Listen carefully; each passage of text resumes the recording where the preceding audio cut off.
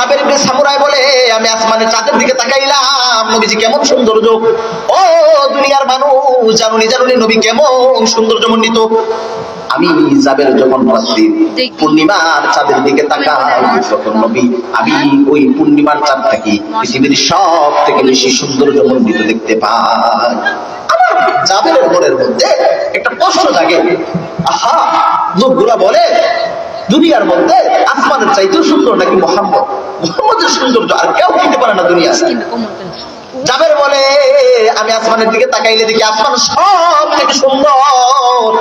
আসমানের মধ্যে পূর্ণিমার রাত্রের চাঁদ হলো সব থেকে সুন্দর, চাঁদের থেকে সুন্দর আর কিছু হইতে পারে না।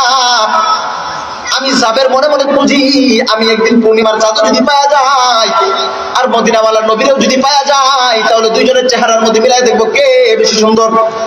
ঘটনাক্রমে একদিন জাবের রওয়ায়াত করেন জাবির ইবনে সামুরা রাদিয়াল্লাহু তাআলা আনহু, তিনি বলেন রাআইতু রাসূলুল্লাহ সাল্লাল্লাহু আলাইহি ওয়াসাল্লাম ফি লাইলাতিন। হযরতে জাবের ইবনে সামুরা বলেন আমি একদিন রাত্রি বেলা মদিনাওয়ালার নবীকে দেখলাম। ফাজআলতু আনজুরু ইলাইহি ওয়া ইলাল কামার, আমি একবার নবী মুহাম্মদের চেহারার দিকে তাকাইলাম। জাবের বলে রাত্রিতে অন্ধকার, পূর্ণিমার চাঁদ, আসমানের দিকে লক্ষ্য করে দেখি চাঁদটা সুস্পষ্ট দেখা যায়। জমিনের মধ্যে এক চাঁদ, তিনি হলেন মুহাম্মদ।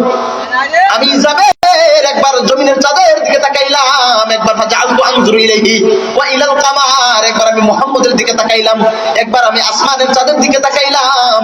এবার আমি আসমানের চাঁদ আর মুহাম্মদের দিকে তাকাইতে তাকাইতে একবার আমার ভিতর থেকে বলে উঠলো ওয়া হুয়া আহসানু মিনাল কামারি।